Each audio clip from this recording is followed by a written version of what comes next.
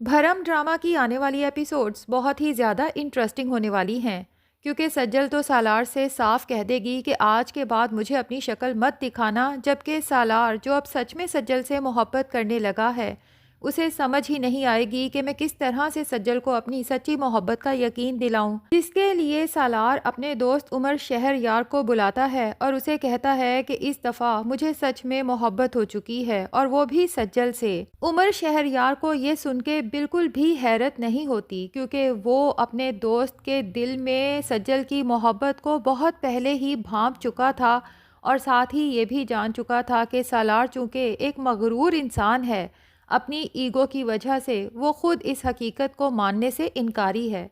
तो उमर सालार से कहता है कि फाइनली तुम्हें रियलाइज़ हो गया कि तुम ना सिर्फ सज्जल से मुतासिर थे, बल्कि उसको चाहने भी लगे थे। सालार कहता है, उमर लेकिन जो कुछ मैं सज्जल के साथ कर चुका हूँ, उसके बाद तो वो मेरी मोहब्बत को एक्सेप्ट भी नहीं करेगी।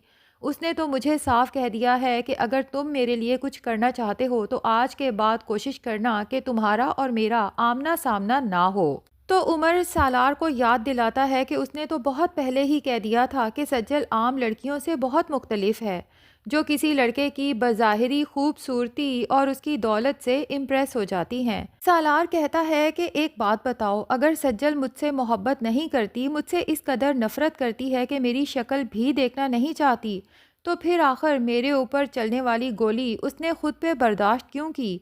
अपनी जान पे खेल के उसने मेरी जान आखिर क्यों बचाई? इस पे तो उमर भी सोच में डूब जाता है और सालार से कहता है, मुझे लगता है कि तुमने सज्जल का दिल बहुत बुरी तरह से तोड़ा है। वो भी शायद तुमसे मोहब्बत करने लगी थी, लेकिन जो कुछ तुमने उसके साथ किया है ना सालार, अब शायद सज्जल जिंदगी भर किसी की मोहब्बत पे यकीन नहीं कर पाएगी। सालार उमर शहरयार को बताता है कि सज्जल को तो मेरी मोहब्बत पे कभी यकीन था ही नहीं, ना ही उसने कभी मेरा प्रपोज़ल एक्सेप्ट करना था। अगर मुझे ताबिश ना मिलता तो मुझे ये सच्चाई कभी पता ही ना चलती, और मैं सज्जल को आम लड़की ही समझता रहता, जो मेरी ज़ाहिरी शख्सियत के हिसार में बिल आखिर फंस गई। लेकिन ताबिश ने मुझे बताया कि सज्जल को नहीं, बल्कि ताबिश को मेरी सच्चाई पे यकीन आया था, और उसी ने सज्जल को कन्विंस किया था कि सालार एक अच्छा लड़का है और तुम्हें उसके प्रपोजल को एक्सेप्ट कर लेना चाहिए। और फिर सालार फूट फूट के रो देता है कि उमर, अगर सज्जल को कुछ हो जाता तो मेरा क्या बनता? मैं जिंदगी भर खुद को माफ ना कर पाता।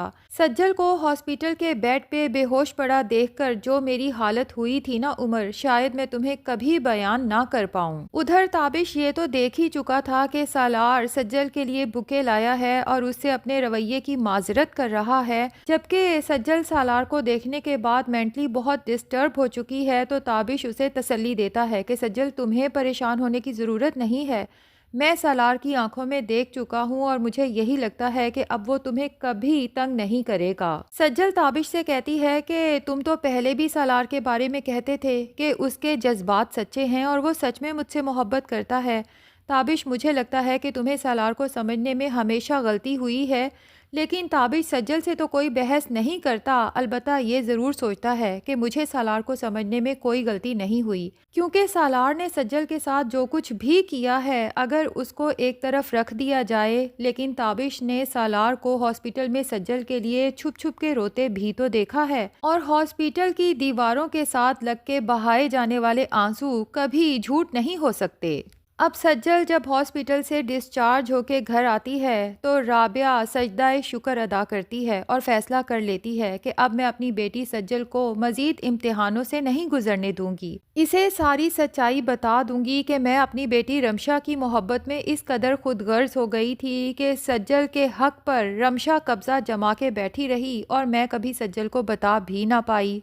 राबिया के दिल में ये खौफ भी है कि अगर सज्जल ने मुझे इसके लिए माफ़ ना किया तो मैं सज्जल से सारी ज़िंदगी नज़रें कैसे मिला पाऊंगी। लेकिन फिर दिल में फ़ैसला कर लेती है कि जो होगा देखा जाएगा, लेकिन अब मैं सज्जल को उसका हक दिलवा के ही रहूंगी। राबिया सोचती है कि सज्जल से बात करने से पहले मुझे इसकी माँ मेहरुन्निसा की डायरी तलाश करनी चाहिए। और फिर राबिया को याद आता है कि जब सज्जल ने घर आके कहा था कि तैमूर पाशा वो डायरी हासिल करना चाहता है किसी भी कीमत पर, तो राबिया ने किस जोर का चांटा सज्जल के मुंह पे रसीद किया था और उसे कहा था कि आज के बाद उस डायरी का तस्करा भी मत करना। और उसके बाद राबिया ने पता नहीं वो डायरी कहाँ छुपाई थी कि अब खुद भी ढूंढने से नहीं मिल रही, लेकिन उस डायरी का मिलना बहुत ज़रूरी है। रमशा जब घर आती है और अपनी माँ को परेशानी में कुछ तलाश करते हुए देखती है तो पूछ ही लेती है कि खैरियत तो है, ऐसी कौन सी कीमती चीज़ है जिसे आप इस तरह से ढूंढ रही हैं। तो राबिया रमशा से कहती है कि मैं तुम्हें बताऊंगी तो तुम मुझे फिर से इमोशनली ब्लैकमेल करोगी, इसलिए ना बताना ही बेहतर है। रमशा अपनी माँ से वादा करती है कि मैं आपको ब्लैकमेल नहीं करूँगी, प्लीज़ बताएं तो सही, जिस पे राबिया बता देती है कि मैं मेहरुन निसा की डायरी ढूंढ रही हूँ ताकि सज्जल को दे सकूँ और सज्जल वो डायरी तैमूर पाशा को दे सके। रमशा के तो आसान ख़ता हो जाते हैं राबिया की बात सुन के। अब चूँकि वो राबिया से वादा कर चुकी है कि उसे मज़ीद इमोशनली ब्लैकमेल नहीं करेगी, इसलिए फ़िलहाल राबिया को बातों में लगा लेती है कि मेरे जाने के बाद डायरी ढूंढ लीजिएगा। और रमशा सोच चुकी है कि राबिया और सज्जल से छुप छुपा के सबसे पहले वो डायरी रमशा को ढूंढनी है ताकि उसे जला सके और तमाम सबूत हमेशा के लिए मिटा सके। फिर रमशा राबिया से कहती है कि अब तो सज्जल भी खैर खैरियत से घर आ गई है, आपको पापा से मेरी और सालार की शादी की बात करनी चाहिए। जिस पे राबिया रमशा से कहती है कि मैं अब तैमूर पाशा से कभी भी तुम्हारी और सालार की शादी की बात नहीं करूँगी और ये मेरा आखिरी फ़ैसला है।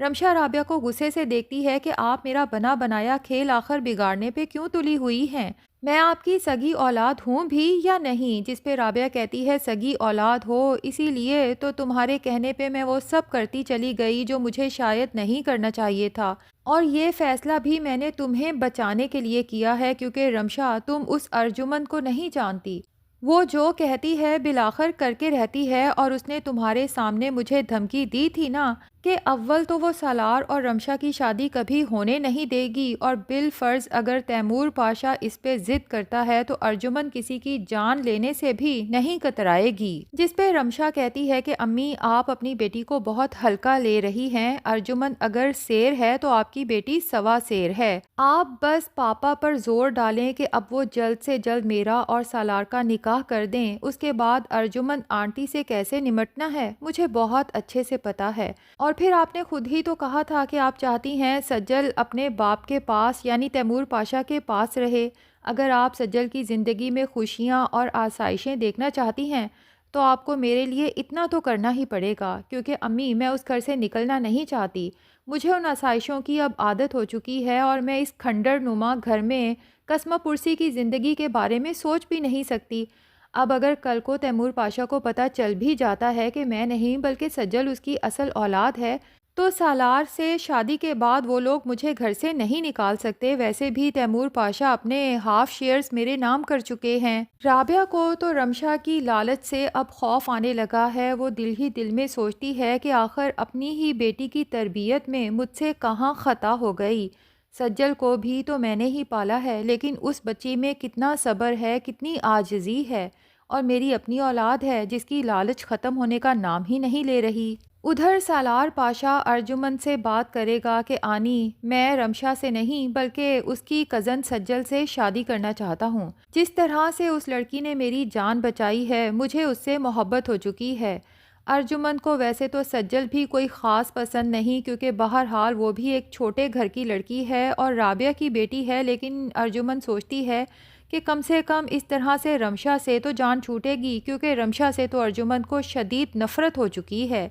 इसलिए वो सालार से कहेगी कि सालार चाहती तो मैं ये थी कि तुम्हारी शादी अलीज़े से हो, लेकिन चूँकि अलीज़े उस ताबिश के साथ ही ज़िंदगी गुजारना चाहती है तो तुम फिक्र ना करो, मैं तुम्हारे अंकल से तुम्हारी और सज्जल की शादी की बात करूंगी और मुझे पूरा यकीन है कि तैमूर पाशा इस बार मेरी बात को नहीं टालेंगे।